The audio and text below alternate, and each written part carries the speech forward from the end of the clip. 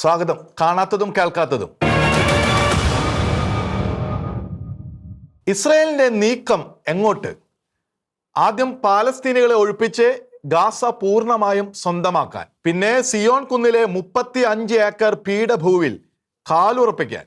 അങ്ങനെ പാലസ്തീനികളെ ഹമാസ് എന്ന ഭീകര ഗണത്തിൽ നിന്ന് എന്നേക്കുമായി വേർപ്പെടുത്തി ഹമാസിന്റെ ഭീഷണി തന്നെ പഴങ്കഥയാക്കാൻ ഒരുങ്ങുകയാണ് ഇസ്രായേൽ. റാഫായിൽ പുതിയ പട്ടണം സ്ഥാപിച്ച് ഗാസയിലേതടക്കം പാലസ്തീനുകളെ അവിടെ മാറ്റി പാർപ്പിക്കുന്നത് ഗാസ ഒഴിപ്പിക്കലിന്റെയും ഹമാസ് വിച്ഛേദനത്തിന്റെയും നടപടിക്രമം. ഗാസയുടെ നിയന്ത്രണം ഇസ്രായേൽ പൂർണ്ണമായി ഏറ്റെടുക്കുമെന്നും ഹമാസിനെ പുറത്താക്കുമെന്നുമാണ് വൈറ്റ് ഹൗസിൽ വെച്ചു തന്നെ ഇസ്രായേൽ പ്രധാനമന്ത്രി ബെഞ്ചമിൻ നെതന്യാഹു പ്രഖ്യാപിച്ചത്. തകർക്കപ്പെട്ട റാഫായിൽ ഹ്യൂമനിറ്റേറിയൻ സിറ്റി എന്ന പേരിൽ പാലസ്തീനുകൾക്ക് വേണ്ടി എൻക്ലേവ് പോലെ ഒന്ന് സ്ഥാപിക്കുമെന്ന് ഇസ്രായേലി പ്രതിരോധ മന്ത്രി ഇസ്രായേൽ കാറ്റ്സ്. അവിടെ 6 ലക്ഷം പാലസ്തീനുകളെ ഗാസയിൽ നിന്നടക്കം മാറ്റിപ്പാർപ്പിക്കും. തീവ്രവാദത്തിന്റെ ഗന്ധം പോലും ഇല്ലാത്തവരെ മാത്രം അവിടം വിടാൻ അവരെ പിന്നീട് അനുവദിക്കുകയുമില്ല.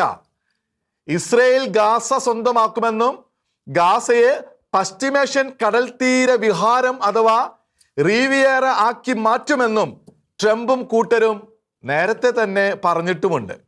ഇതിൻ്റെ എല്ലാം അർത്ഥമാണ് ഗാസ ഇസ്രായേൽ സ്വന്തമാക്കും, ഹമാസിനെ പാലസ്തീനികളിൽ നിന്ന് വിച്ഛേദിക്കുമെന്നത് പെട്ടെന്ന് നടപ്പാകുമെന്ന് വിശ്വസിക്കാൻ കഴിയാത്ത കാര്യം. എങ്കിലും ഇസ്രായേൽ അടിവെച്ച് നീങ്ങുന്നത് അതിലേക്കാണ്. പാലസ്തീൻ പക്ഷ ഇസ്രായേൽ വിരുദ്ധ മുറവിളികൾക്ക് നടുവിലും കേൾക്കുന്നത് ഈ നീക്കത്തിന്റെ അശരീരി. സംഭവങ്ങളുടെ അടയാളങ്ങൾ നോക്കിയാൽ ഇസ്രായേൽ 3ാം ദേവാലയത്തിലേക്ക് അടുക്കുന്നതും കാണാം. കാരണം ഈ പറഞ്ഞ കളം തെളിക്കലെല്ലാം അത് ലക്ഷ്യം വെച്ചുള്ളത് കൂടിയാണ്. ഈ നിശ്ചയത്തിലേക്ക് ഇസ്രായേലിനെ വേഗം എത്തിച്ചത് 2023 ഒക്ടോബർ 7 ഹമാസ് നടത്തിയ അതിക്രമം ആണെന്നത് യാദൃശ്ചികമല്ല. ഹമാസ് ചുണ്ടങ്ങ കൊടുത്ത് വഴുതനങ്ങ വാങ്ങി എന്ന് ലളിതമായി പറയാമെന്നേ ഉള്ളൂ. യഥാർത്ഥത്തിൽ മുൻകൂർ തീരുമാനിച്ച ലക്ഷ്യത്തിലേക്ക് അമേരിക്കയുടെ ഉറച്ച പിന്തുണയോടെ തന്നെ ഇസ്രായേൽ നീങ്ങുകയാണ്. പാലസ്തീനുകളെ സ്വീകരിക്കുവാൻ ഇനിയും രാജ്യങ്ങൾ തയ്യാറായിട്ടില്ല എന്നത് അവിടെ നിൽക്കട്ടെ.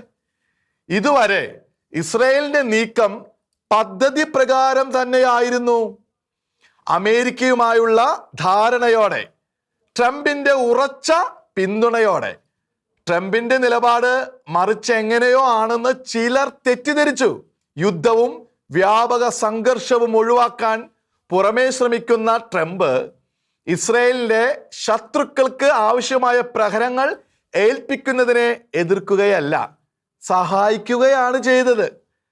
പശ്ചിമേഷ്യൻ സാമ്രാട്ടാകാനുള്ള ഇറാന്റെ ശ്രമത്തെ തകർക്കാൻ ട്രംപും ഇസ്രായേലും മാത്രമല്ല ഉള്ളത്. സമാനമായി ചിന്തിക്കുന്ന എല്ലാ ഇസ്ലാമിക രാഷ്ട്രങ്ങളും അകമേ അവർക്കൊപ്പമുണ്ട്. ഗാസയെ ഒഴിപ്പിക്കാൻ ഇസ്രായേൽ ശ്രമിക്കുന്നതിനെ ചൊല്ലി അൽ ജസീറയോ ഇവിടുത്തെ മാധ്യമങ്ങളോ ഹമാസ് പക്ഷ മുറവിളിക്കാരോ മത സൗഹോദര്യക്കാരോ വിലപിച്ചിട്ട് കാര്യമില്ല. ഇസ്രായേലിനെ ഇപ്പോൾ ആർക്ക് കുറ്റപ്പെടുത്താനാകും?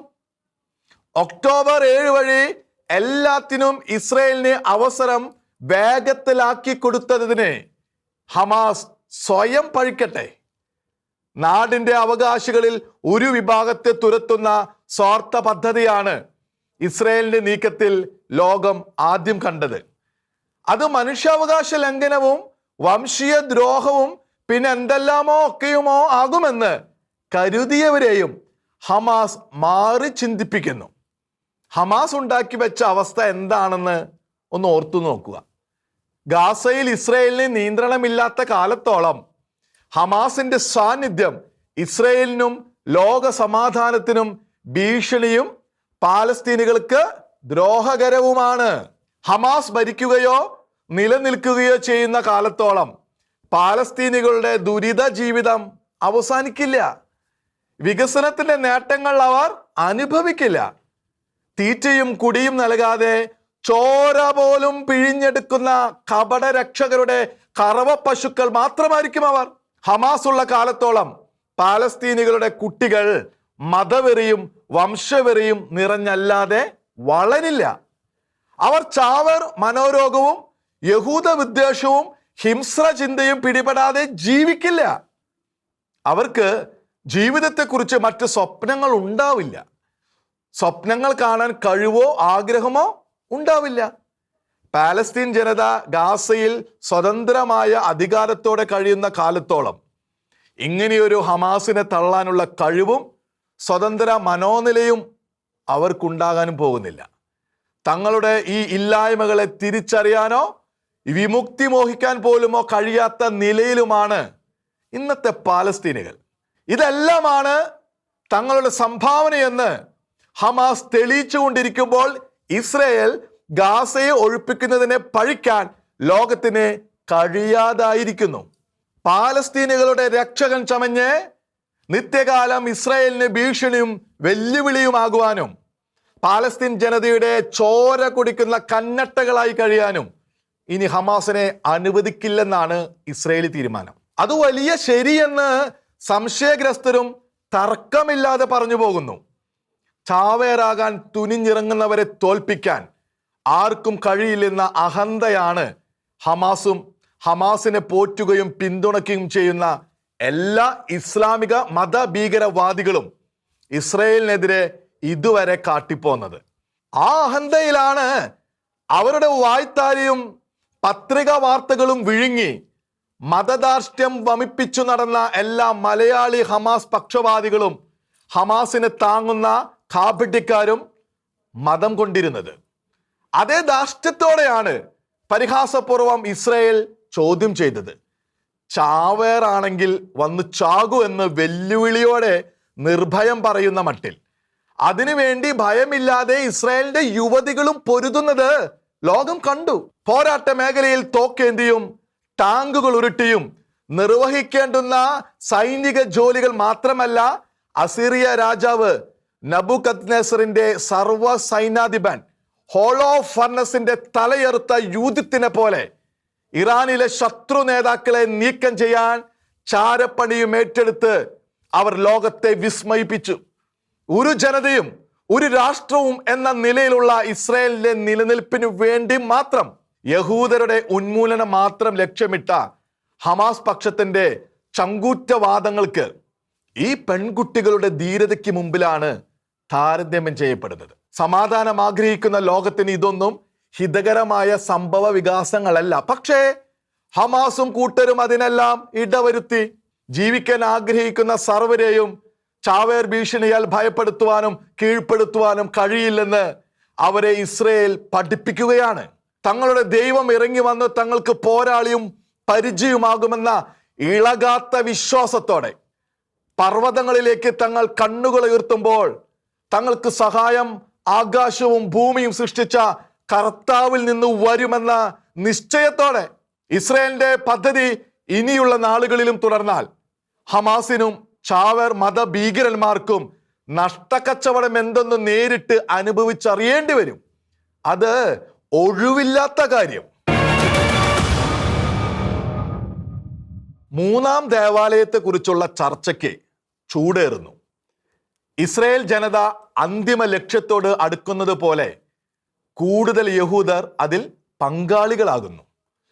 ഇസ്രയേലിന്റെ ലക്ഷ്യങ്ങളുടെ മകുടമാണ് സിയോൻ കുന്നിലെ മോറിയ മലയിലെ ജെറുസലേം ദേവാലയം. അത് പുതുക്കി പണിയുന്നതിനെ കുറിച്ച് ഇസ്രയേലിന് ചിന്തിക്കാൻ പോലും കഴിയില്ലെന്നാണ് ലോകം ഭയത്താൽ ഇതുവരെ വിധിച്ചത്. പക്ഷേ ആ വിധി തിരുത്തിക്കാൻ ഇസ്രയേൽ ജനത നിശ്ചയിച്ചുറപ്പിച്ചിരിക്കുന്നു. അതിൻ്റെ ലക്ഷണങ്ങൾ എമ്പാടും പ്രകടം.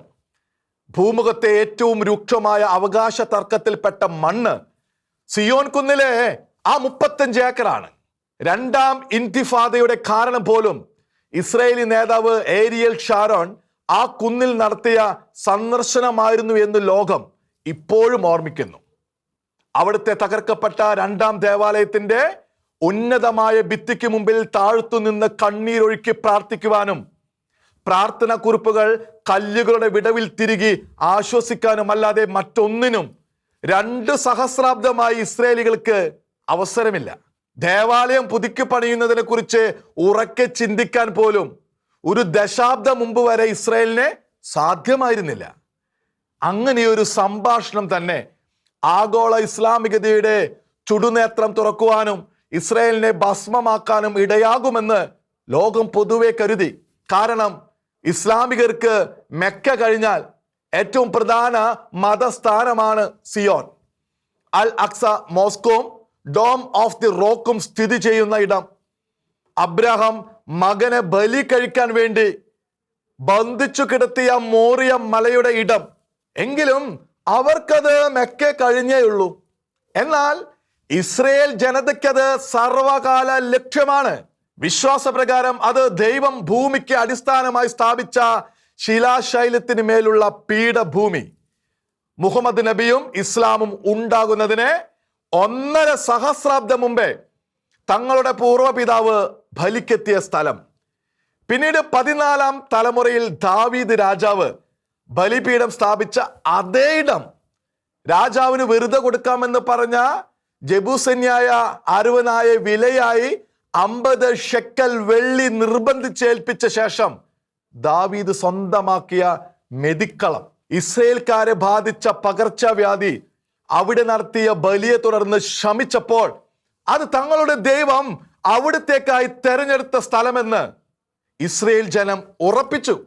ഇതാണ് തൻ്റെ വാസസ്ഥാനവും വിശ്രമ സ്ഥലവുമാക്കാൻ ദൈവം തെരഞ്ഞെടുത്തതെന്ന് സങ്കീർത്തനം 132 പറയുന്ന സിയോൻ. എൻ്റെ സിംഹാസനവും പാദപീഠവും ഇസ്രായേൽ മക്കളുടെ ഇടയിൽ ഞാൻ നിത്യമായി വസിക്കുന്നിടവും എന്ന് എസെക്കിയേൽ അധ്യായം 43 പറഞ്ഞ മല. ദൈവത്തിന്റെ ആ ഇടം ദൈവത്തിന്റെ ശത്രു സ്വന്തമാക്കാൻ ശ്രമിച്ചതിന്റെ ഫലമാണ് പിന്നീട് കണ്ടതെന്നും ഇസ്രായേൽ ജനത കരുതുന്നു.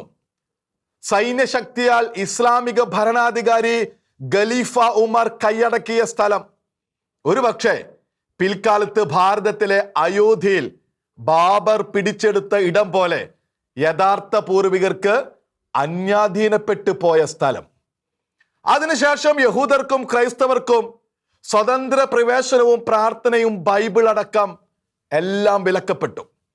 അങ്ങനെ ഇസ്ലാമികരുടേതാക്കി മാറ്റിയ ആ ഇടത്തെ മോചിപ്പിക്കുമെന്നും ഇസ്രയേൽ ജനത നിശ്ചയിച്ചിരിക്കുന്നു. ഇസ്രയേലിന്റെ ഇതുവരെയുള്ള നീക്കങ്ങളൊന്നും യാദൃശ്ചികമല്ല. അതിനവർക്ക് അവസരം ത്വരിതപ്പെടുത്തി കൊടുത്തത് സ്വന്തം ഭീകര ഭോഷത്വം എന്ന് തന്നെ ഹമാസിന് പറയേണ്ടി വരും. അവിടെ ദൈവാലയം പുതുക്കി പണിതാൽ ആഗോള ഇസ്ലാമിക ഭീകരതയുടെ 3-ാം കണ്ണു തുറക്കുമെന്ന ലോകത്തിന്റെ പേടിയൊന്നും ഇസ്രായേലിനില്ല. അല്ലെങ്കിൽ തന്നെ ഇസ്രായേൽ ഒരു 3-ാം കണ്ണിനെയും ഭയന്നിരുന്നില്ല. ആ കുന്നിന് വേണ്ടി അവർ തന്ത്രപൂർവമാണ് കാര്യങ്ങൾ നീക്കിക്കൊണ്ടിരുന്നത് എന്ന് മാത്രം. ഇന്നാകട്ടെ സിയോൻ മല സ്വന്തമാക്കുകയെന്ന അജണ്ട തുറന്നു പറയാൻ ഇസ്രായേലിനെ സ്വാധീനിക്കും വിധം കാര്യങ്ങൾ മാറിയിരിക്കുന്നു. ഇസ്രായേൽ ആസൂത്രിതമായി അത് സാധ്യമാക്കിയിരിക്കുന്നു എന്നതാണ് കൂടുതൽ ശരി. ഓരോ തവണ ശത്രുക്കൾ ആക്രമിക്കുമ്പോഴും ഇസ്രായേലിന്റെ ഭൂമി വളർന്നു. ഒരു സ്വതന്ത്ര രാഷ്ട്രമായി ജീവിക്കാൻ ആഗ്രഹിച്ച ഇസ്രായേലിനെ അതിനനുവദിക്കാതെ വട്ടമിട്ടാക്രമിച്ച ഇസ്ലാമിക രാജ്യങ്ങൾക്ക് ഓരോ ഘട്ടത്തിലും ഇസ്രായേൽ മറുപടി കൊടുത്തു. ഒപ്പം അവരുടെ കയ്യിലിരുന്ന പല പ്രദേശങ്ങളും ഇസ്രായേലിന്റെ പിടിയിലുമായി. ഒടുവിലിതാ ഒക്ടോബർ 7 നിമിത്തം റാഫായും ഗാസയും ഒക്കെ അതേ അവസ്ഥയിലാകുന്നു. ഇത് പക്ഷേ പഴയതുപോലെ ആവില്ല. തിരിച്ചു കൊടുക്കാനല്ല ഇസ്രായേൽ ഗാസ പിടിക്കുന്നത്.